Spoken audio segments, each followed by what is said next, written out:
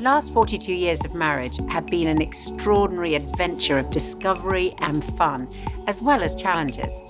As we said, Nikki and I met as teenagers and got married aged 21 and 22. When we'd been married for a year, we bought a 16-year-old sports car very cheaply and decided to drive out to Greece and back for our summer holidays, a round trip of over 6,000 miles. It was an amazing journey, but it was also one of the most challenging times we'd had in our marriage. Obviously, we got tired and some of the roads were really scary. But the main challenge was around our different expectations. My idea was to spend as little money as possible and generally to find somewhere to sleep in a field and live off bread and cheese. Whereas my idea was that occasionally we would stay in a cheap hotel and every so often have a decent meal. Well, neither of us were very good at talking about our own expectations. My response, if things weren't going the way I wanted, was to get cross and resentful and then go into a mood. And one day, Scylla completely lost it with me. And so we decided to find a cheap hotel, only to discover that the bed had fleas, which didn't help at all. Our trip to Greece was very formative. We learnt a lot about marriage and a lot about each other. And that journey of discovery has continued to this day.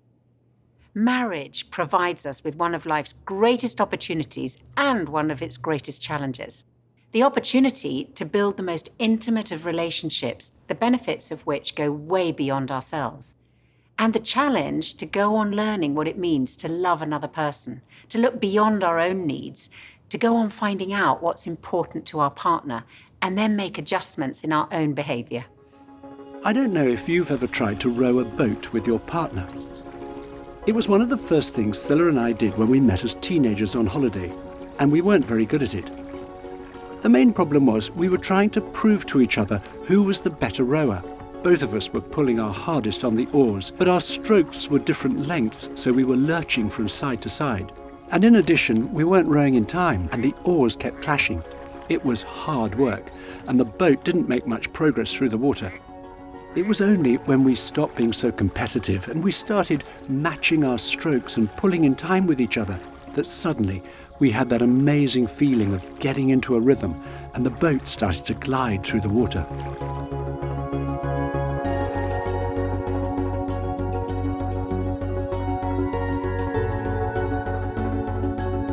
In marriage, we have to work through problems together, with both of us asking ourselves, are there ways that I need to change for the sake of our partnership? We're going to look at 4 requirements if we're to work together as a team in marriage. First, we need to show our appreciation for each other on a daily basis. Generally, when we start going out, we're very aware of what we love about our partner. But all too easily, once we're married, we can start to focus on each other's weaknesses. And one of the things that first attracted me to Nicky was his optimism. However, a little way into our marriage, I realised that he has an extraordinary tendency to be very over-optimistic. Now, Nicky is very practical and is very good at carpentry and fixing almost anything. And I remember an occasion when we'd been married for about a year, and he started to build some bookshelves in our sitting room. Now, he assured me he would easily get them finished over the weekend. Well, he didn't. And for the next 2 months, every time we wanted to use the sitting room, we had to pick our way through piles of books and bits of wood and move all of Nicky's tools that were strewn around the room, waiting for the next opportunity for him to do a bit more. And it drove me mad. And to this day, Nicky still tells me something he's making or mending won't take him a moment. So I have to remember to express my appreciation to him for his practical skills. And actually, I realise I am so glad I'm married to an optimist rather than a pessimist. Professor Gladstone Harley decided to spring an impromptu test on his philosophy students, handing out a single sheet of paper to everyone in his lecture hall. To everyone's surprise, there were no questions on the page, just one random mark. Professor Harley then told them, "I want you to write about what you see." When the students had finished, the professor collected in the papers and proceeded to read aloud what each student had written. All of them, without exception, had written about the mark on the page, working hard to describe the significance of its shape and its position on the paper. Professor Harley then said, "Thank you, everyone. Excellent answers from all of you. But what fascinates me is that everyone focused on the mark. Not one of you wrote about the white part of the paper. Then he added, the same happens in our relationships. We so easily focus on the blemishes, rather than on all there is to admire about each other. In marriage, we can tend only to react to our partner's faults and what irritates us. But there's always so much to appreciate about them. The huge white spaces are their personality, their character, their gifts, their passions, all that they are and do. Over the whole lifetime of a marriage, we'll never fully know everything about our partner. There will always be more to discover and appreciate. My name is Maki. And I'm Princey. We've been married for 8 years plus now, and blessed with 2 lovely daughters. Ours was arranged marriage. It was a bit of discovery on either sides. In the first 3 years of our marriage, things didn't go really good between us, and there was a lot of difference of opinions, different backgrounds that we come from. I was very judgmental about how she was. Always thought I was better than her. And the outside, nobody knew it. Everybody thought we were a perfect couple. But on the inside, there were a lot of different opinions. I kept putting her down. And eventually, it just didn't go well with her. She just broke down in the car. She said, forget it. I don't think this marriage is going to work anymore. When she had said that, I realized that I had really messed it up and really hurt her so much. I had to spend some time completely breaking down my ego, letting it all down. And I said, I need to change. It was the thing ringing inside my heart all the times. And that day I remember him telling, let's just think about what we can do. Can you give one more chance? And then we just came to a conclusion of making it work. We'll try again. Yeah, we'll try. And I found that she was a stronger one. I started respecting her, started falling in love with her. And I realized, maybe those 3 years I thought she wasn't the right person for me, but I knew at that point in time, nobody would have been better than her. So that made me fall in love with her and started expressing myself. Literally, I was enjoying that moment. A sudden change and showering of love. Remember, we were so happy after we connected. For the first time, we danced together. We played some music, we danced together, and with tears. With tears of joy. And I think that I would never forget that day. It just changed for us. The psychologist and relationship expert, Dr. John Gottman, says he can now tell within 5 minutes if a couple's relationship is heading for trouble. He says the key indicator is, are they showing each other appreciation? His advice to couples is, for every 1 critical remark, there needs to be at least 5 positive ones. Constant criticism in a marriage can destroy a person. It will undermine their self-esteem and they can lose their confidence. If a husband or wife is very controlling, they may use criticism to gradually break their partner down to the point where they can hardly function.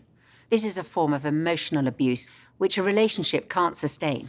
But appreciation does the opposite. It draws out the other person's potential. It builds their self-esteem. Expressing appreciation for our husband or wife needs to become a daily habit, including on those days when we're not feeling like it, when we're feeling stressed or grumpy or irritable. Nikki and I have noticed a very simple equation. The more appreciation we show to each other, the more appreciative we become of each other. We hope this first conversation, called Expressing Appreciation, is the most enjoyable of the whole course. We want you to write down 6 things in your journal that you appreciate about your partner. When you've both finished, take it in turns to read out loud to each other what you've put.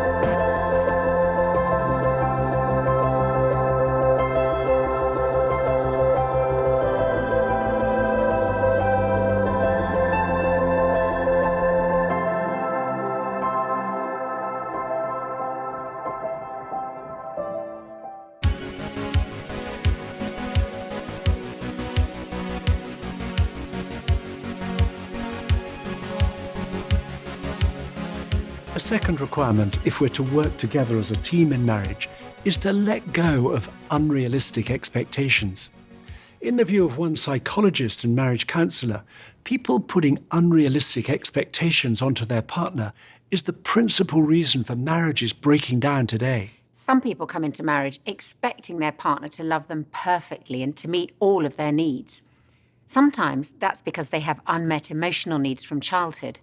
Maybe they didn't receive much affirmation or attention. Or perhaps they weren't loved unconditionally by their parents, and they expect their partner to meet all of these unfulfilled needs from childhood. And that's putting unrealistic expectations onto them.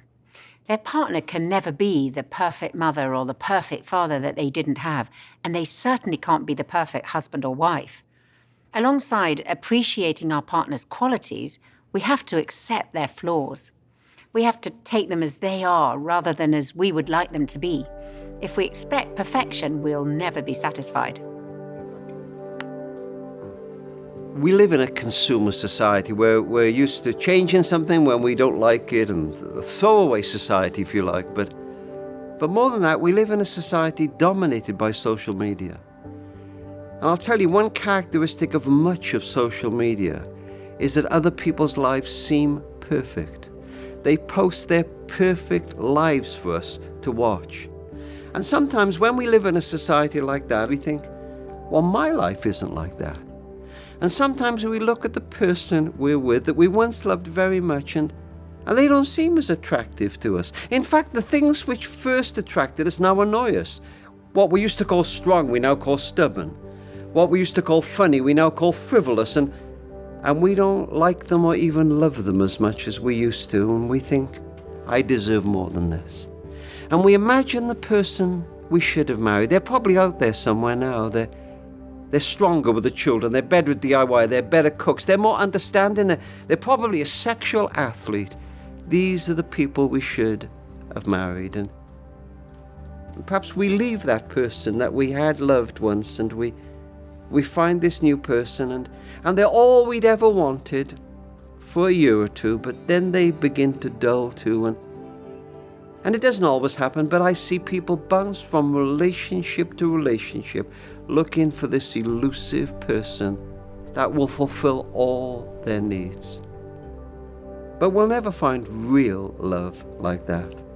Not real love. Real life tends to come by working at a marriage, searching for the good, trying mutually to change what we want to, and sometimes saying, darling, you're not all I want you to be, and I am not all you want me to be, but we have each other, and we will work at this marriage together. Normally, that's the way to find a love that lasts a lifetime. Putting unrealistic expectations onto our partner will lead to a destructive downward spiral. We start to make demands of each other, and those demands won't be met as no one individual can meet all of our needs. We'll then be disappointed, and disappointment will lead to blame and criticism. This is one area where our Christian faith has made a huge difference to our relationship. When we first met, I think I was looking to Scylla to meet all of my emotional and spiritual needs. And that could easily have led to me making unrealistic demands and the start of a downward spiral. When we both began to look to God, we experienced a new sense of significance and security in our lives and stopped expecting our relationship to provide all of that. So, the second requirement for working as a team is to let go of unrealistic expectations. A third requirement for working as a team is to be prepared to change. When we were rowing together, Nikki and I both had to be willing to change in order to work as a team and find the same rhythm. And when we did, things went much better. Showing our partner in big ways and small ways that we're prepared to change our behaviour rather than trying to force them to change sends a powerful message of love. I think one of the things, coming into marriage, we expected every sunset, beautiful. It's going to be perfect, fireplace, dinners every single night, kissing in the rain, But we didn't have a point of reference. So we go to the movies. We go to what's not real for reference. And then that sets us up for failure. So we have tension. We're trying to get rid of this tension, and it's not going away. So we've learned, no, tension is always going to be there. How can we minimize the tension? And so we've learned to just minimize some of that friction, but not try to get rid of it, because it won't go away. It's going to be there. Yeah, I think one of the biggest things for us that we've learned is that I cannot change Christina. It is, and the more I try to... That's new for you? No, it's not new. But it was new, because I think we're always trying to change other people. When we did go to counseling, it was a mirror on ourselves. It was like, what can you do to change you? What are the 3 things that are bothering Christina about me, right? Because I know I could say 1,000 things about her that bother me. But what are the things I do, And I know them like the back of my hand, She doesn't like my cell phone. And so I can work on those things. You can't control or fix or change, your partner. So let's start there. Yeah. My dream is I want to be 80 years old, drinking a pina colada in Cancun, with my best friend and with my wife. Good dream. That's our hope that we aspire to.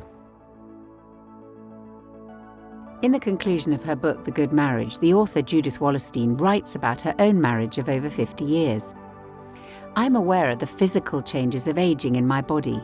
My right knee is getting stiff with arthritis.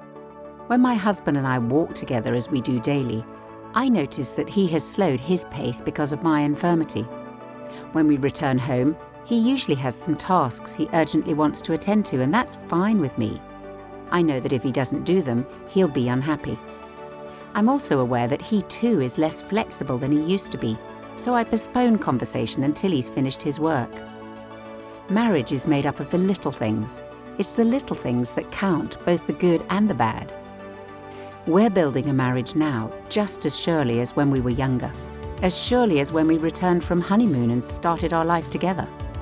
The 1,001 changes in our relationship, in observing each other and adjusting to each other, are no different today, except that we're better at it. We've had a lot of practice. That's what loving is all about. That's what it means to be a partnership working in harmony. Hi, I'm Icy, and this is Phil, and we met in a pub. You had gold hair and a nice smile and sparkly eyes. Yeah, you had dodgy shoes. Yeah. There was only one space left in the circle of friends, and it was next to you, so it was... Yeah. The rest is history. The rest is history. I think subconsciously you sort of come together and you don't always realise the bits of your character that you're putting to one side and shedding, because suddenly there's something driving you towards want to make want to make a go of it and make it sort of team thing. Even though that sounds a bit cheesy. When I met you, you had still something called a file of facts and a diary. And, like a date with friends. If I was going out with my mates, it's all very last minute. Yeah. Sort of 7:30, you get a call. Should we go here? When? Well, half an hour? Yeah, and we just go. We would, but you'd let me consult my diary and see, that was alien. So I think you learned to be more flexible. And I learned to sort of be a bit more organised in that respect. Really? For a fleeting moment, maybe. A fourth requirement for working as a team is to recognise our common overreactions. We all come into marriage carrying with us influences from our background. Some will be positive, but some will be negative. The negative experiences can cause us to overreact, especially when we're under pressure or when our partner presses a button or touches a raw spot. If we react like the rhino, we're likely to charge. If we're like the hedgehog, we're likely to retreat. One woman we know, who was repeatedly criticised as a child, overreacted whenever her husband requested her to change any aspect of her behaviour, however small. So when he asked if she could leave the office earlier one day a week to give them more time together, it caused her to become very defensive and made it difficult to have a reasonable discussion about the issue. A man who was abandoned by a parent when he was a child told us he would overreact whenever his wife turned up a bit late, as it made him feel very unsafe.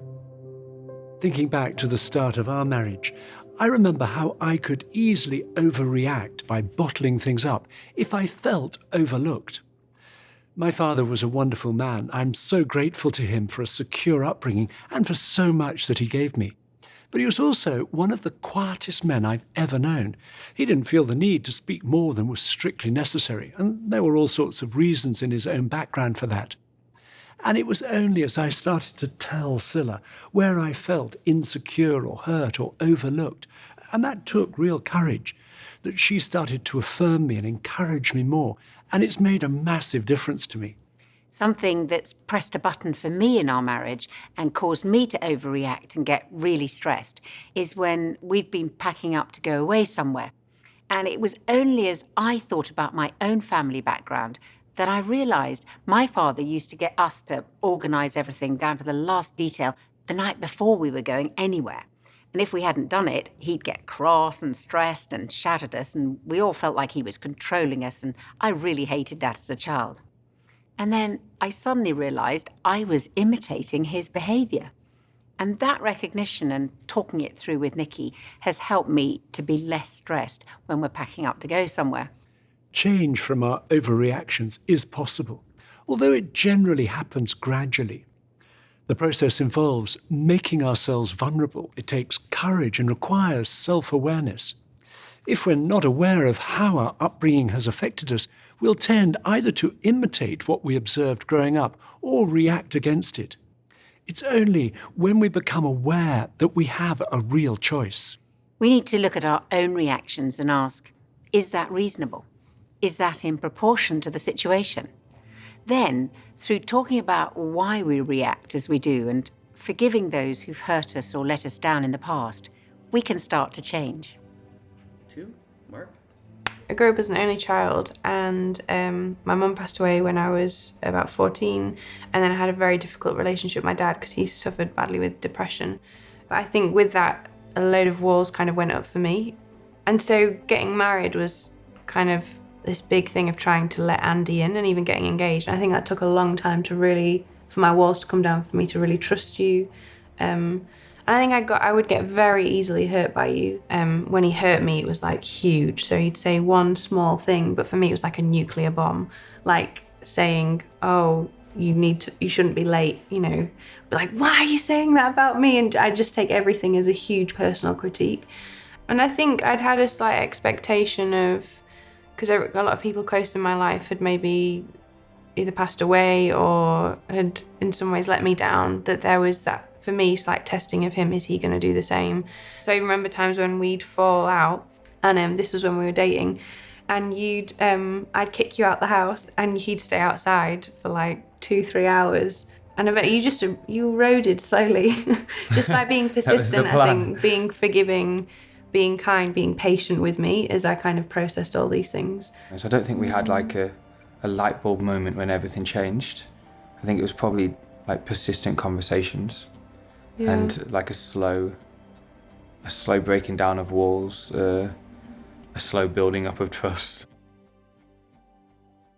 For the next conversation reflecting on your upbringing, write down a situation in which you know you overreact. You'll see we've put an example in your journal.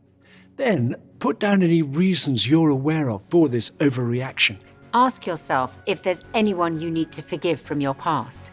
Then show each other what you've put and tell your partner in what ways they could help you to avoid this overreaction.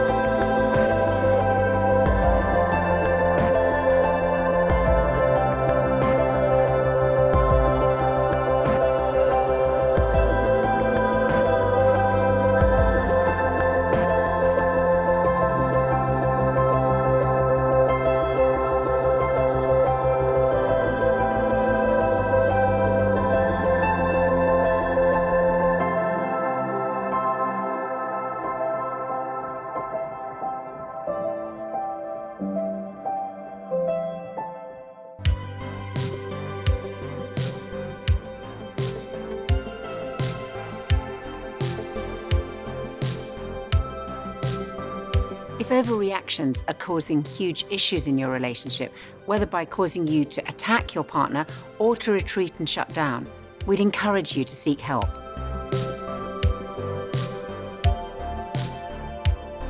We're now going on to look at how important it is to agree on our priorities if we're to build a strong marriage.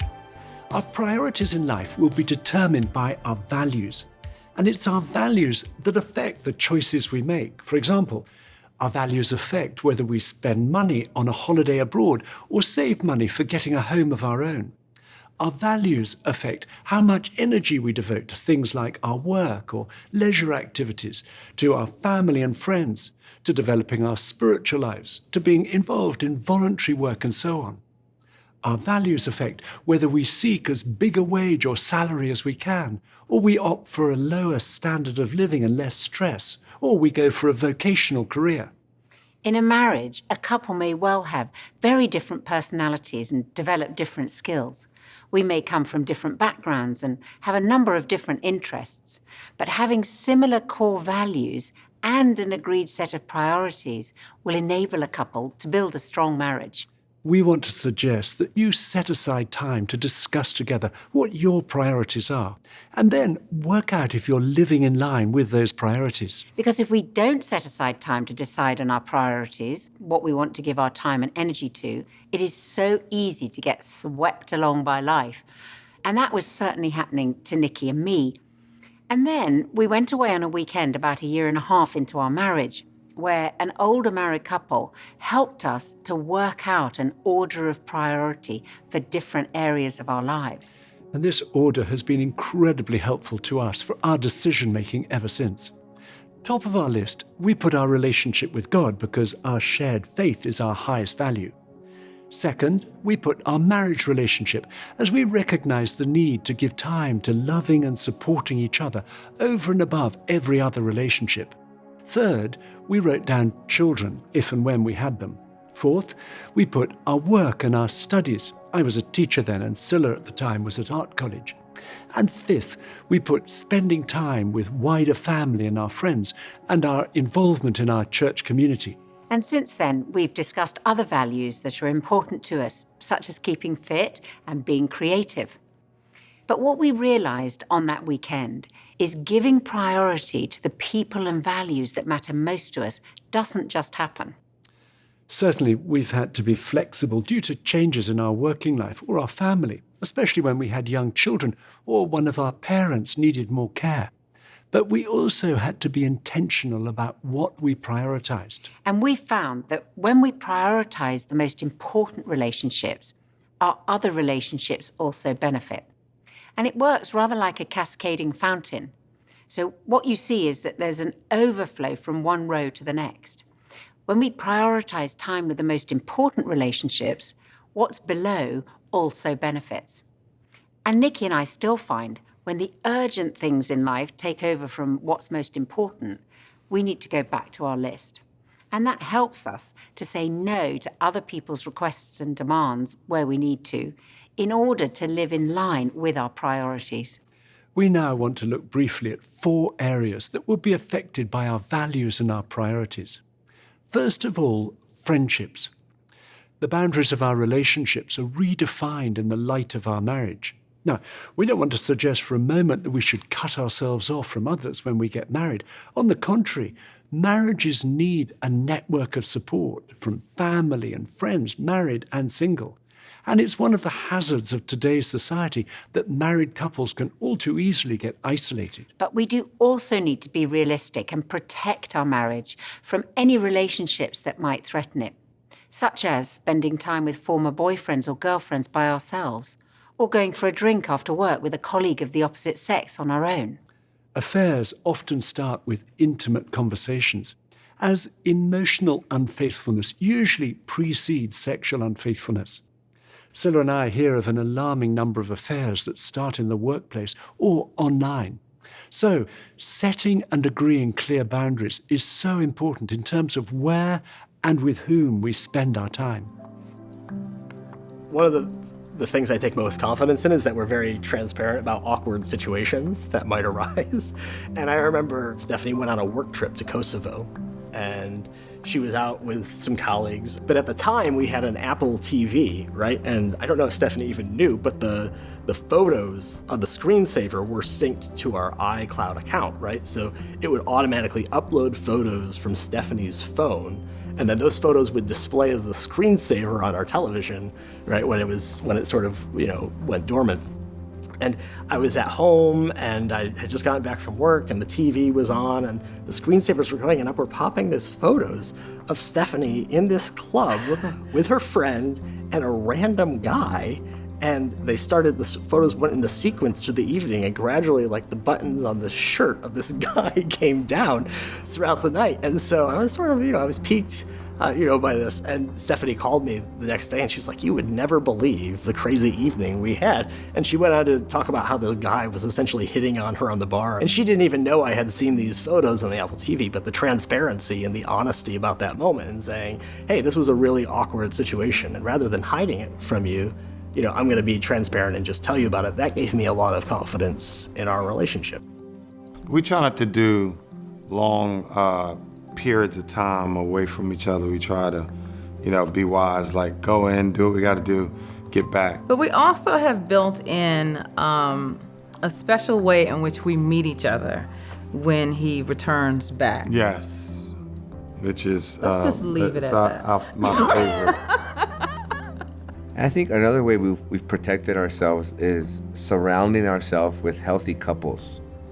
It's so important for us to have relationships that are connected to our marriage, not me with the boys. How can we surround ourselves with healthy couples that now my relationship is connected to? I think boils down to community, that we're not doing life alone. The second area that will be affected by our values and our priorities is the value we place on children and family life. Many couples talk about having children, for all its hard work and expense, as the most rewarding and joyful activity they jointly undertake in life. And you need to be sure that you've discussed this topic prior to marriage, and that your partner feels the same way about having children as you do. Otherwise, you could discover later on this fundamental difference between you in your values. Some of you might have thought it strange that children were below marriage on the order of priorities that Scylla and I wrote down together early in our marriage.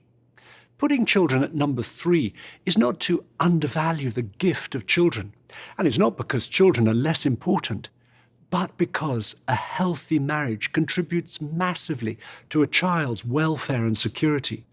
Children feel safe through their experience of a loving, stable relationship between those who are looking after them. And when so much time goes into looking after a child or children, the marriage can easily be neglected. The third area that will be affected by our values and priorities is our work. Marriage isn't about competing with each other. It's not my career versus your career. Rather, our attitude should be, how can I help my husband or wife to fulfill the gifts and potential they have? You also need to talk about whether you both expect to carry on working full-time if and when you have a child. It's a real challenge for many young couples to think about balancing time with a child and time at work. And I think that's one of the reasons why the couple really need to be a safe team together when they become parents. What your child most needs is you. Your child needs to know they matter to you, that they're special to you. It's like the parents are there as a safe haven for the child, and that makes the world a safer place for that child. That's where children grow emotionally.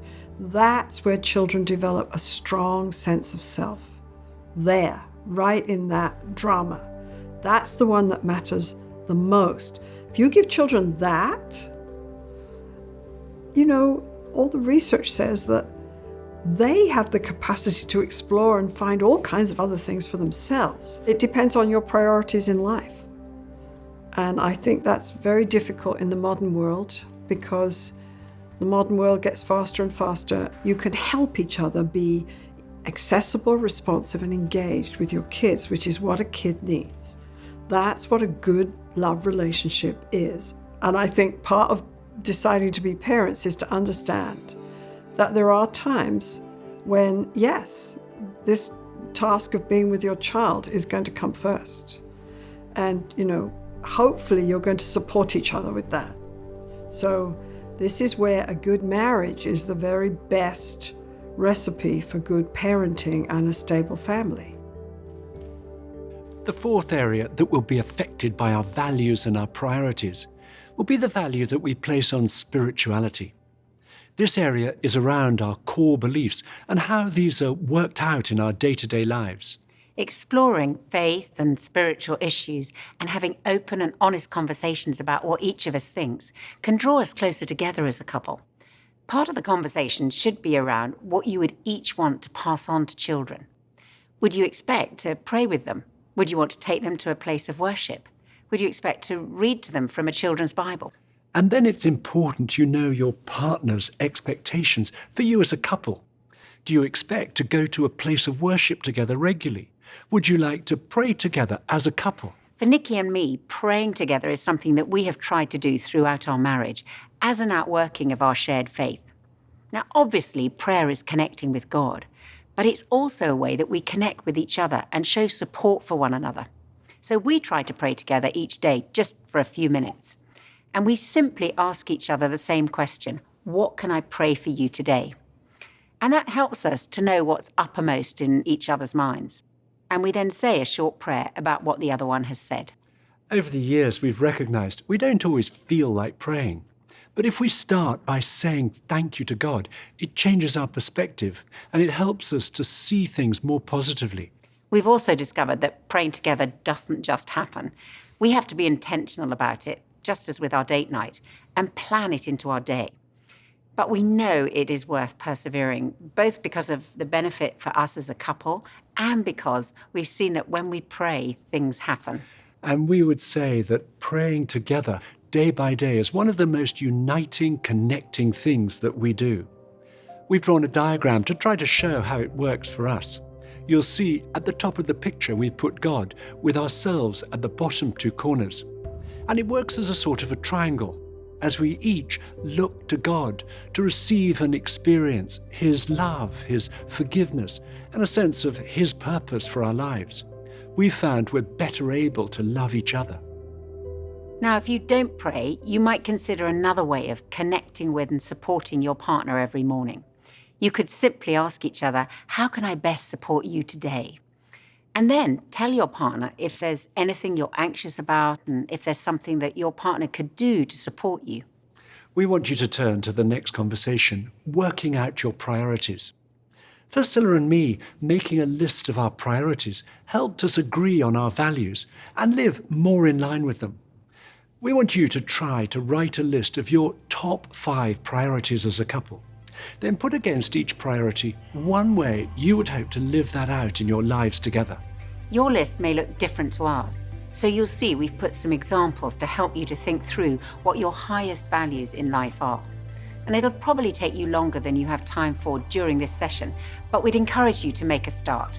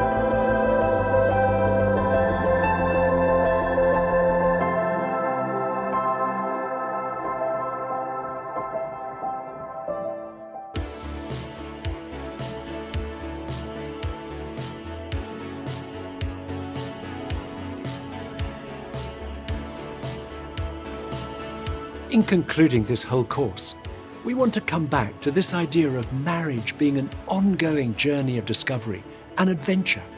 One significant difference between many couples is that one of you may tend towards what could be described as the more adventuring partner, while the other may be the more nurturing partner. The more adventuring partner usually enjoys having lots of people around. You may want to go out a lot or always have people in your home. Maybe you're highly entrepreneurial and constantly pursuing new ideas. You're always wanting to get involved in new things, and you probably like going to new places whenever you can. As the adventurer, you feel this urgency to make the most of all the possibilities that life offers, and you tend to focus on marriage itself as a joint adventure. Meanwhile, the more nurturing partner tends to see the marriage as a safe place to return to after whatever adventures or challenges life brings. You provide more consistency and routine in your relationship. For you, the marriage and the marital home provide the emotional and physical resources to deal with the outside pressures. The nurturing orientation tends to prioritize one-to-one time. You value nights in, and you may take a more cautious approach to new activities. And you're very aware of the dangers of getting overextended. You can see the difference between an adventurer and a nurturer at an airport. You see the adventurers as they're going into departures, excited about setting off for somewhere new. Whereas at arrivals, the nurturers are more excited about returning home. They love getting back to what's familiar. It's important to note there's no gender correlation to either style. And we also want to stress that neither the adventurer nor nurturer mentality is better than the other, even if you feel your own preference is by far the best. Actually, both make an important contribution to the relationship.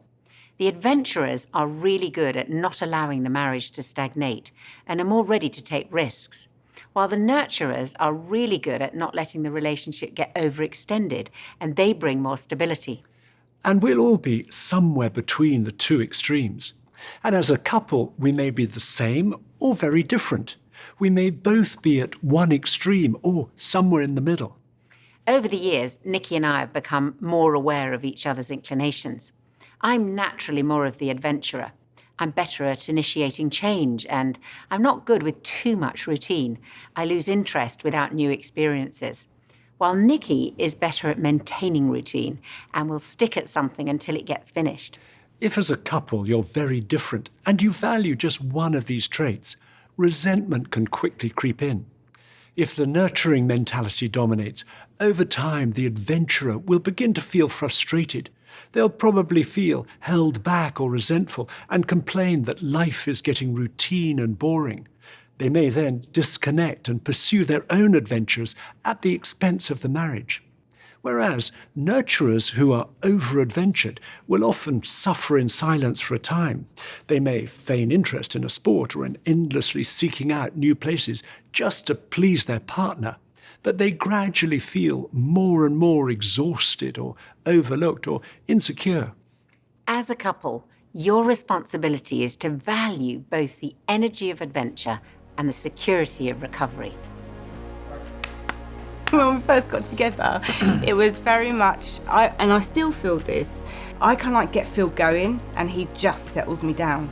So it's like we work together really, really well. So would you agree now? It's fine, get me going. So sort of like, come on, yeah, let's go into it. Because you are so laid back and... What do you mean? Even like, okay. Where do I need to get going? Where do I need to get going? In terms of what? Just you, love. He likes adventure. He likes the unknown because he's a dreamer, right? And I am concrete, very like on earth, and I need the known and the planning. Yeah, so I interject these like hows and whys, and he doesn't want to hear that. He just wants to have the freedom to dream, and so at times, I have to bite my tongue and maybe tomorrow tell him what I was thinking, right? And not like crush his dreams in the moment. Sammy's so outgoing, a bit more on the shy side. He's so spontaneous, loves taking risks and loves trying new things. And I like to be in the comfort zone. What I accept as laid back now, back then I'm like, come on, let's do some things. Let's get some stuff done. This is like running a marathon. If you run as hard as you can at the beginning, by the end you'll be crawling through it. But I'll make it. 他就是比较冒险，我就会在保险的情况下，我的爱人如果这样讲说，我们快要晚点了，大概可能离火车开还有4个小时。如果我说快要晚点了，那真的快要晚点了，真的快要晚点了。就是1分钟了。G.K. Chesterton once said, everybody is looking for 2 things in life, adventure and security. Typically, people have to choose one or the other. Marriage has the potential to provide both, and every marriage needs to give enough space for both adventuring and nurturing. When you get these 2 forces working well in your marriage, marriage itself becomes one of life's great adventures. So, we want you to have your final conversation of the course, adventurer or nurturer. Please look in your journal and mark with your initials where you think you and your partner each come on the lines between the extremes. It could be at one end or somewhere in the middle for each category. And discuss whether you tend more towards adventuring or more towards nurturing, and talk about how well you balance each other out. And then consider whether you need to increase the adventuring or nurturing in your relationship.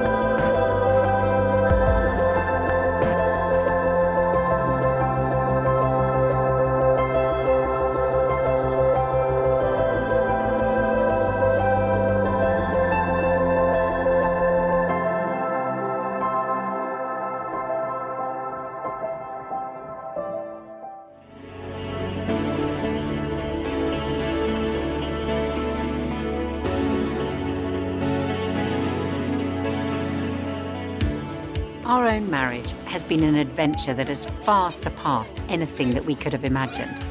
We're still discovering things about each other even after 42 years that we hadn't realised previously. We look back with huge gratitude for all the experiences we've been through together, all the hard times that have taught us a lot, and all the fun we've had. And we continue to make plans for the future, not knowing what will come, but looking forward to navigating it together. When as a couple, we use the tools that we've talked about on this course, such as talking and listening well, using each other's love languages, expressing our appreciation for each other, living out our shared values, we build a relationship of love that can weather even the strongest storm. Our final reading is another passage from the love story in the Bible, the Song of Songs. Place me like a seal over your heart, like a seal on your arm. For love is as strong as death, its jealousy unyielding as the grave. It burns like blazing fire, like a mighty flame. Many waters cannot quench love, rivers cannot sweep it away. If one were to give all the wealth of one's house for love, it would be utterly scorned. As we close, we'd like to pray that your relationship is a great blessing, not only to you, but also to many others. Lord God, we thank you that marriage is a gift of yours in creation and a means of your grace. We ask that you would bless each couple in the love that they have for one another. And we pray for those who are exploring marriage, that you would guide them about the future. And for those who are engaged, we pray that they would build a partnership in marriage that will be a source of great joy and great encouragement to them, to their families and friends, and to many others. Help them to build a marriage that will be an adventure of love over a lifetime. And we ask these things in Jesus' name. Amen. It's been great having you on this course. And we're so glad that you've taken the time to invest in your relationship. We know these topics we've looked at and the conversations you've had will be invaluable to you and your future. Goodbye. Goodbye.